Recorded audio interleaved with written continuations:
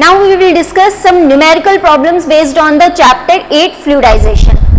The question number 8.1 in your workbook is like a vertically held packed bed has a height of 1 meter and a void fraction of 0.1. When there is no flow through the bed, the incipient minimum fluidization. The incipient fluidization is set in by injection of a fluid of density 1 kg per cubic meter. The particle density of the solid is 3000 kg per cubic meter. Acceleration due to gravity is 9.81. The pressure drop across the height of the bed is rounded off to the nearest integer. Okay, अगर मैं इस question की बात करूं कि ये question ऐसा क्या है कि मैं इस क्वेश्चन से ही क्यों स्टार्ट किया, मैंने वर्कबुक में ये क्वेश्चन ही आपका फर्स्ट क्वेश्चन क्यों ये डाला, ठीक है। तो गाइस इसका रीजन ये है कि this one is the latest question, this one is the latest question. आप कह सकते हैं कि ये अभी रिसेंटली गेट 2020 में फ्रेम हुआ था, conducted by IIT Delhi 1 mark में, ठीक है। तो अब बात आती है कि जैसा कि एक गेट 2020 के बारे में लोगों का ऐसा मानना है कि ये अभी गेट 2020 का जो सेट था वो काफ़ी ज़्यादा अलग था और साल के जो क्वेश्चन पेपर थे उससे बहुत ज़्यादा अलग था, डिफ़िकल्टी लेवल जो था इसका एक मॉडरेट लेवल से भी ज़्यादा था, ठीक है।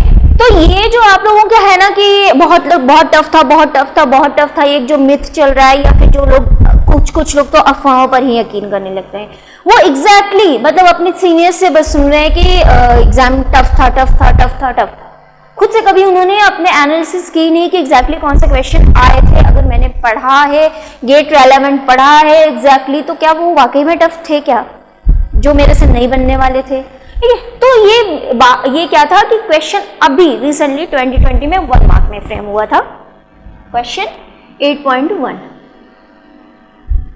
इन्होंने पूछा है pressure drop across the height of the bed in the condition of incipient fluidization. Incipient fluidization मैंने आप लोगों को फ्लूइडाइजेशन के कंसेप्ट में पढ़ाया है कि इंसिपिएंट फ्लूइडाइजेशन वो फ्लूइडाइजेशन होता है उस टाइम जब क्या होता है कि बेड जस्ट फ्लूइडाइज होने वाला होता है, अभी कंप्लीटली फ्लूइडाइज हुआ नहीं है, तो उसे बोलते हैं अपन the condition of the incipient fluidization. And उसके लिए अपने को फार्मूला पता है that pressure drop along the height of the bed is equal to the difference of the densities, both the densities, the density of the particle as well as the density of the fluid, 1 minus voidage space into acceleration due to gravity। अगर अपन बात करें तो यहाँ पर सारी की सारी values given है। L is given as 1 meter, rho P is given as 3000, rho F given as 1 kg per cubic meter and G is mentioned as 9.81. Okay, we will substitute all the values, then delta P will be like 3000 minus 1 minus voidage space is given as 0.1,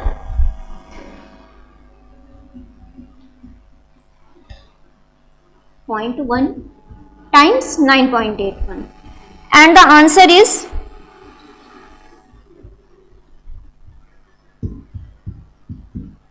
Pascal. This one is the answer, that's it। 1 mark का question आपका solve हो गया, ठीक है। क्या था इसमें different, कुछ भी तो नहीं था। हम लोगों ने सब कुछ इनसे फ्लूइडाइजेशन के बारे में पढ़ा है, ये अपने को वेरी नोन फॉर्मूला है, इसमें सारी की सारी वैल्यूज ही तो सब्स्टिट्यूट की हैं, ठीक है। तो बात ये आती है कि इतने इजी क्वेश्चन कराने की जरूरत क्या थी। तो मेरा मोटिव ये क्वेश्चन कराने का सिर्फ और सिर्फ ये था कि जो आपके दिमाग में एक मिथ है कि बहुत ज्यादा डिफिकल्ट था 2020 का क्वेश्चन पेपर, किसी भी ईयर का क्वेश्चन पेपर डिफिकल्ट नहीं होता है अगर हम लोगों ने कंसेप्ट अच्छे से सारा की सारा अपना कंसेप्ट क्लियर है तो कैसा भी क्वेश्चन आ जाए अपन कर ले जाएंगे, ठीक है। कैसा भी क्वेश्चन आए क्योंकि कंसेप्ट से रिलेटेड ही आएगा, कोई ऐसा तो होगा नहीं। हमारे ऑब्वियसली जो एग्जाम सेट करते हैं वो भी फैकल्टी होते हैं, ये IITs की फैकल्टीज होते हैं, उन्होंने भी वही स्टैंडर्ड बुक्स पढ़ी हैं, वो ही सेम कंसेप्ट पढ़े हैं जो हम लोग पढ़ रहे हैं, ठीक है। बस उन्होंने क्या किया है कि बस डेटा के साथ मॉडिफिकेशन करते रहते हैं, बस उसे वो रिसाइकल करते रहते हैं, कुछ कुछ उसके साथ एक्सपेरिमेंट्स करते हैं कि किसी क्वेश्चन को और कैसे फ्रेम किया जा सकता है, और कैसे फ्रेम किया जा सकता है, और इसमें क्या चेंजेस किए जा सकते हैं। तो आप क्यों नहीं उस तरह से सोच सकते हैं? क्योंकि फैकल्टी तो यही होते हैं ना, कोई नासा से कोई साइंटिस्ट तो बुलाया नहीं जाता कि आप गेट का क्वेश्चन पेपर सेट कर दीजिए आके, ठीक है? ये IITs के फैकल्टी ही होते हैं, और जैसे कि हम लोगों को हमारी फैकल्टीज पढ़ाती थी, ठीक है? तो जिस दिन से आप उनकी तरह सोचने लगेंगे कि हमें कैसे एक कंसेप्ट से रिलेटेड क्वेश्चन कैसे कैसे बना सकते हैं, एक कंसेप्ट से related 10 question, 20 question, 50 question, 100 question अलग अलग कैसे बना सकते हैं, ठीक है? उसी दिन आप क्या करेंगे कि क्वेश्चन पेपर आपके दिमाग में डिकोड हो जाएगा और आपको कोई भी क्वेश्चन टफ नहीं लगेगा। अभी हम देखते हैं next question, question number 8.6 in your workbook.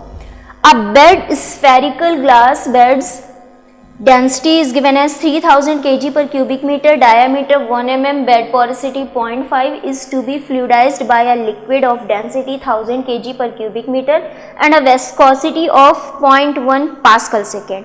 Assume that the Reynolds number based on the particle diameter is very small compared to 1. G is mentioned as 10 meter per second square. Then the minimum velocity in meter per second required to fluidize the bed is. Okay. अब इस question की अगर मैं बात करूं तो इस question को कैसे अपन सॉल्व कर सकते हैं? They are asking about the minimum fluidization velocity. And मैंने आप लोगों को फ्लूइडाइजेशन चैप्टर के कंसेप्ट में क्या बताया था कि अगर अपने को मिनिमम फ्लूइडाइजेशन वेलोसिटी का कैलकुलेशन करना है तो अपन कैसे करते हैं? With the help of Ergun equation. Ergun equation की हेल्प से करते हैं। तो Ergun equation is the combination of Kozeny Carman equation as the Burke Plummer equation, और can say Ergun equation is the combination of the viscous loss as well as the viscous loss and kinetic loss.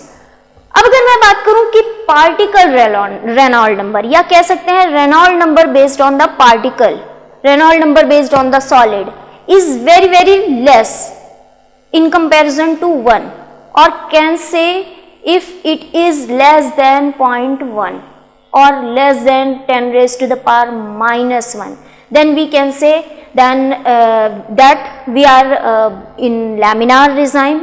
So Kozni-Karman equation will be only valid, and in that case the reduced form of the Argan equation will be the pressure drop along the height of the bed will be exactly equal to the Kozni-Karman equation. Burke Plummer equation वहां पर क्या हो जाएगी? Neglect हो जाएगी। Likewise अगर particle Reynold number काफी ज्यादा आ रहा है, हायर देन 1000 10⁻³ देन वहां पर क्या होगा कि जो विस्कस लॉस टर्म है that means Burke-Plummer equation, कोजनी-कर्मन equation वो नेग्लेक्ट हो जाएगी, और वहां पर कौन सी आ जाएगी? काइनेटिक लॉस वाला टर्म, मतलब कि वहां पर आएगा सिर्फ और सिर्फ बर्के-प्लमर इक्वेशन। तो अर्गन इक्वेशन का रेड्यूस्ड फॉर्म जो होगा वो होगा pressure drop along the height of the bed will be exactly equal to the Burke Plummer equation. यहाँ पर ये इन्होंने अपने को पार्टिकल रेनॉल्ड नंबर कैलकुलेट करने की नीड नहीं है, इन्होंने मेंशन कर दिया है कि particle Reynold number is very less than 1। So we can say that here pressure drop along the height of the bed will be exactly equal to the Kozni-Karman equation, that means the viscous loss term, that one is 150 μf Vm minimum fluidization velocity 1 minus porosity square over phi dp square and cube of the porosity. Okay, अब बात आती है कि यहाँ पर सारी values तो given है एक्सेप्ट Vm। अगर मैं RHS की बात करूं, एक्सेप्ट Vm सारी वैल्यूज गिवन है। 5 वैल्यू की अगर मैं बात करूं तो यहाँ पर इन्होंने 5 वैल्यू स्फेरिसिटी कोई नहीं दी है, बट इन्होंने बोल दिया है कि स्फेरिकल पार्टिकल्स हैं, एंड स्फेरिकल पार्टिकल्स हैं दैट मीन्स कि ये रेगुलर पार्टिकल्स हैं, एंड रेगुलर पार्टिकल्स के लिए जो स्फेरिसिटी होगी वो एग्जैक्टली 1 होगी। ठीक है, स्फेरिसिटी विल बी 1। नाउ अब अगर अपने को एक ही टर्म अननोन है तो अपने को pressure drop along the bed height पता होना चाहिए, तभी तो अपन मिनिमम फ्लूइडाइजेशन वेलोसिटी कैलकुलेट कर सकते हैं। तो उसके लिए अपने को क्या है कि पहले delta P over L calculate करेंगे, और वो कैसे कैलकुलेट कर सकते हैं, in the condition of incipient fluidization. Okay, then in the case of incipient fluidization, delta P over L will be rho P minus rho F, 1 minus porosity into G, and यहाँ पर हम सारी values put up कर देंगे। rho P is given as 3000, rho F given is 1000, 1 minus 0.5 and 10, यहाँ से value आ जाएगी 10,000 pascal per meter।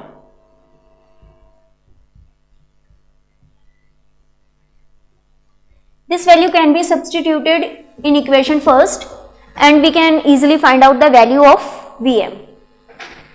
Delta P over L is 10,000, 150, mu F is given as how much, 0.1, Vm 1 minus 0.5 square, and phi is given as 1, dp is given as 1 mm, so it will be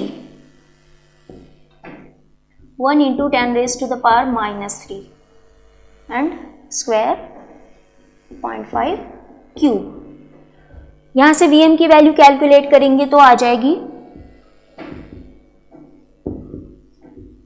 3.33 into 10 raised to the power minus 4 meter per second. This will be the answer. Okay, now we will discuss the next question. 8.5. A bed fluidized by water is used for cleaning sand contaminated with salt.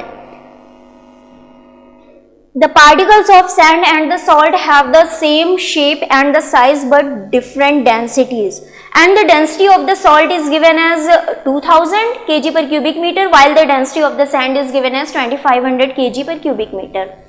If the initial volume fraction of the salt in the mixture is 0.3 and if the initial value of the minimum fluidization velocity is given as 0.9 meter per second, find the final value of the minimum fluidization velocity in meter per second when the sand is washed free of the salt.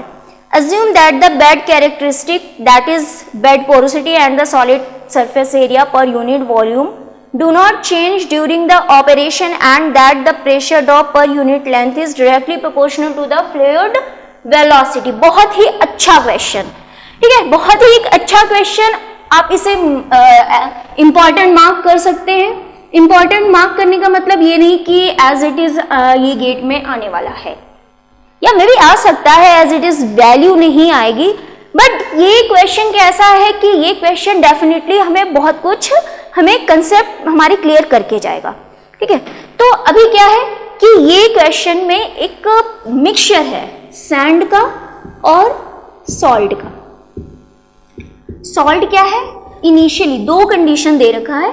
First case when salt is 30% and rest 70% will be sand, okay.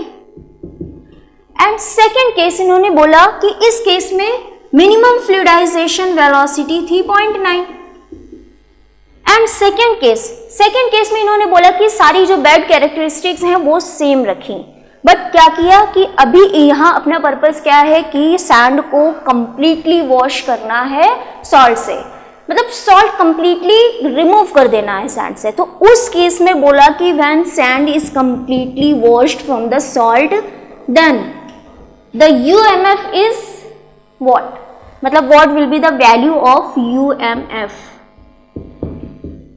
if sand is completely free from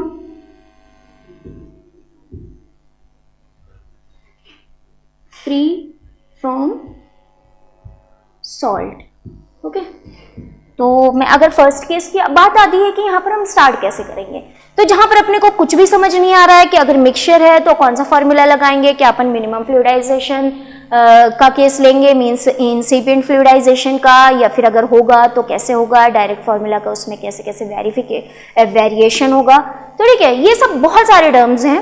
तो अपन क्या करते हैं कि एक direct force balance apply करते हैं। Direct मैंने क्या बोला कि फोर्स बैलेंस में अप्लाई कर रही हूँ। उस फोर्स बैलेंस में क्या होगा कि जो प्रेशर फोर्स होगा, प्रेशर फोर्स वो बैलेंस करेगा किसे, the resultant of the gravity force MPG and MFG. This one is the gravitational force and this one is gravitational force and this one is the buoyancy force. But यहां पर अगर मैं बात करूं कि मैं इससे मास को मैं डेंसिटी इनटू वॉल्यूम के टर्म में लिख रही हूं, मैंने लिखा डेल्टा P इंटू ए, मैंने लिखा rho of sand into A into L, but L के साथ क्या होगा, 1 माइनस वॉइड स्पेस भी आएगा। ठीक है, साथ ही साथ अभी क्या है, सैंड कितना है, सैंड 70% है, सॉल्ट 30% है, तो इसका 0.7 फ्रैक्शन भी साथ साथ आएगा and times G minus plus, because यहां पर क्या है, सैंड एंड सॉल्ट दोनों ही है, plus rho of salt A L 1 minus sigma, but कितना है, 30% है, into G. Okay, am I clear with this, minus MFG, rho of fluid, rho F into area length 1 minus void space and G. मैंने इसे simplify करके लिखा कुछ इस form में,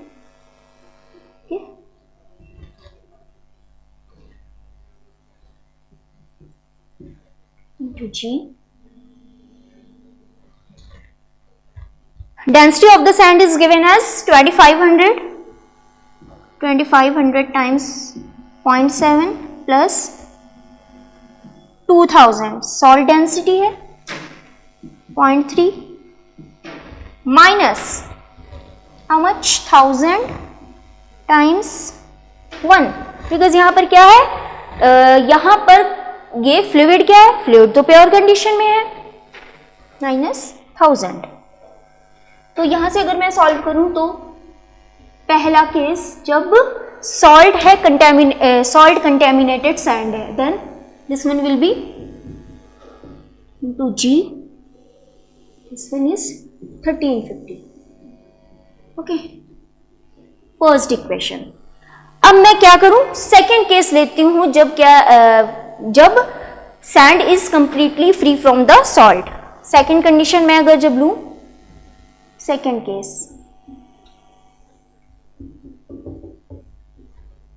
तो वहां पर भी सेम प्रेशर फोर्स बैलेंस करेगा gravity force and buoyancy force के रिजल्टेंट को। Pressure force, buoyancy force M, यहां पर 100% सैंड है, into G minus MFG delta P into A, rho P A L 1 minus void H minus rho F A L 1 minus this one. So it can also be written as times G 25 minus 1000. This one is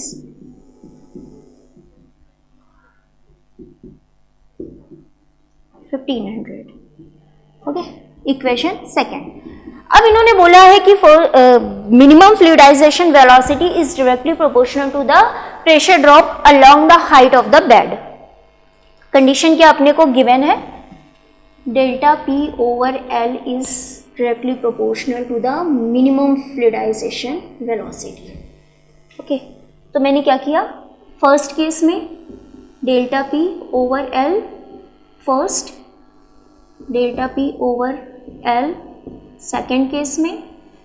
first case में क्या है, 0.9 given है, 0.9 metre पर second.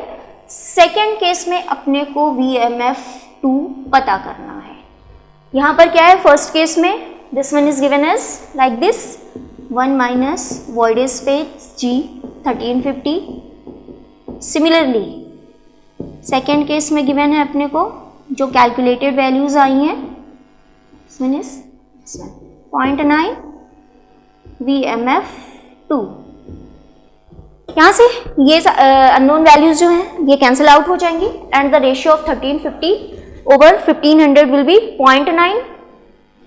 0.9 is exactly equal to 0.9 VMF2. Then VMF2 will be exactly equal to 1 meter per second. This one is the answer. ये 2 mark में question frame हुआ था. It's all about the question number 8.5. Mark it as important. And now we will discuss the next question. Now we will discuss the question number 8.15. The question is, a gas of density 1.5 kg per cubic meter, viscosity of 2 into 10 raised to the power minus 5 kg per meter per second, flowing through a packed bed, particle size is 0.5 centimeter, porosity is 0.5, at a superficial velocity of 2 meter per second causes a pressure drop of 8400 Pascal per minute. Okay, Pascal per meter. The pressure drop for another gas with density is exactly equal to 1.5 kg per cubic meter and of viscosity 3 into 10 raised to the power minus 5 kg per meter second, flowing at 3 meter per second will be. Okay, there are two different cases are given. Two different cases के लिए ये data given है, ठीक है. And second case के लिए ये pressure drop की वैल्यू पूछ रहे हैं. बट अगर अपने को प्रेशर ड्रॉप की वैल्यू पता करनी है, ठीक है, प्रेशर ड्रॉप की वैल्यू का कैलकुलेशन अपन कैसे करते हैं, ये इंसिपिएंट वाला भी केस नहीं है क्योंकि यहाँ पर इंसिपिएंट फ्लूइडाइजेशन का केस नहीं है. प्रेशर ड्रॉप का कैलकुलेशन अपन कैसे करेंगे, with the help of Ergun equation. अब अर्गन इक्वेशन अप्लाई करना है तो हमें पता होना चाहिए कि कौन सा रिजाइम में है. हम लोग इधर we are in a laminar regime और we are in a turbulent regime. तो हमें क्या करना है, यहाँ पर रिजाइम पता नहीं है but solid properties and fluid properties पता है, तो उसकी हेल्प से हम क्या कर सकते हैं, फ्लो रिजाइम कैलकुलेट कर सकते हैं. ओके, तो flow regime can be calculated with the help of particle Reynold number. Okay, particle Reynold number is what, dp rho f v terminal settling velocity या फिर यहाँ पर जो भी होगा superficial velocity over mu.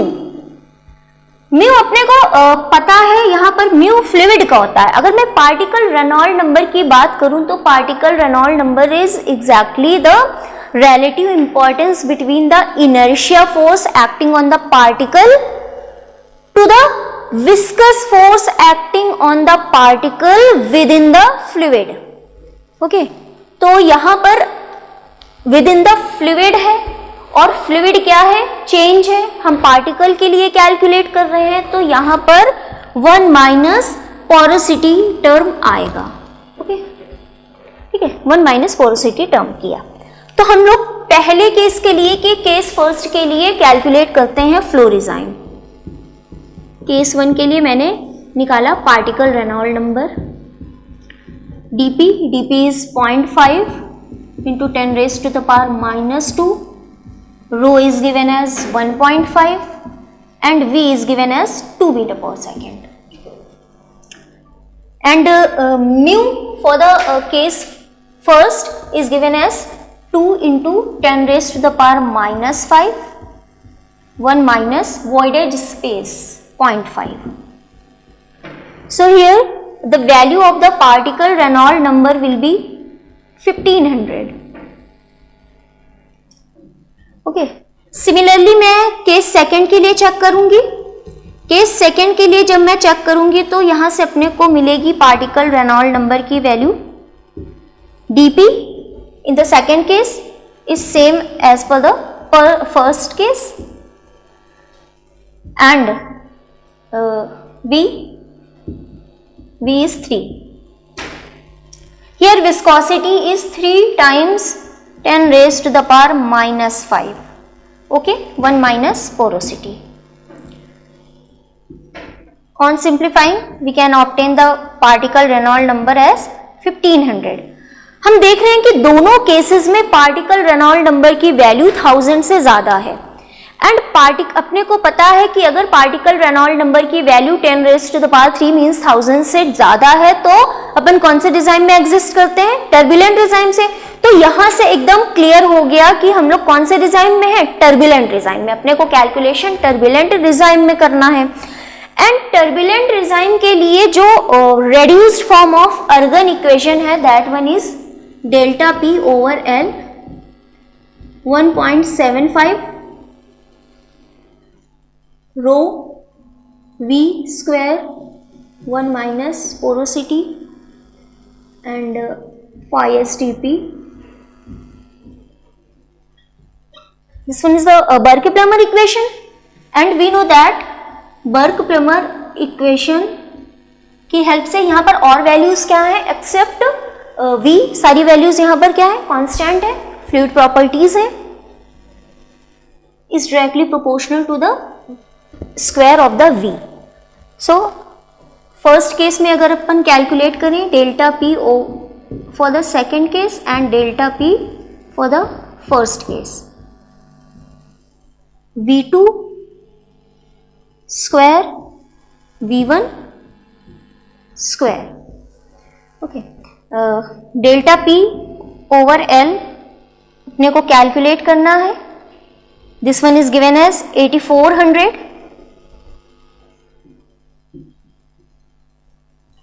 v2 is given as 3 square of the 3 square of the 2.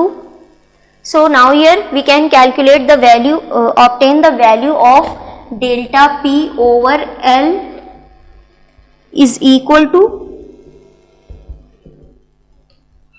18900 Pascal per minute per meter. This is the answer of question 8.15. Now we will discuss the next question. Similarly, अगर मैं next question की बात करूं तो वो next question में पूछ रहे हैं question number 8.11. Next question में उनका कहना है कि कोज़नी-कर्मन इक्वेशन, कोज़नी-कर्मन इक्वेशन को अगर उन्होंने लिखा इस तरह से कुछ delta P over rho V square, तो ये कैसे नॉन डायमेंशनल टर्म में या डायमेंशनलेस फॉर्म में कैसे लिख सकते हैं अगर ये कोज़नी-कर्मन इक्वेशन को मींस कोज़नी-कर्मन इक्वेशन. अभी अपने को क्या करना है कि कंफ्यूज होने की जरूरत नहीं है. पहले क्या लिखेंगे अपन? Kozeny Carman equation.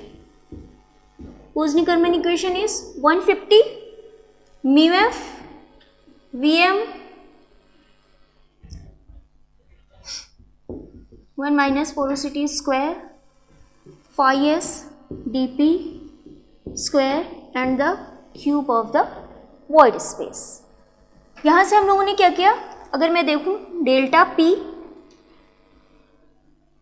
मैंने इसे क्या किया? रो वी स्क्वायर से डिवाइड कर दिया. रो वी स्क्वायर से दोनों साइड मैंने डिवाइड कर दिया एंड l मैंने यहां लिख दिया. l यहाँ, ठीक है. 150 mu F V M 1 minus porosity square phi S D P square cube and मैंने किससे? रो वी स्क्वायर से मल्टीप्लाई किया है. Rho V square.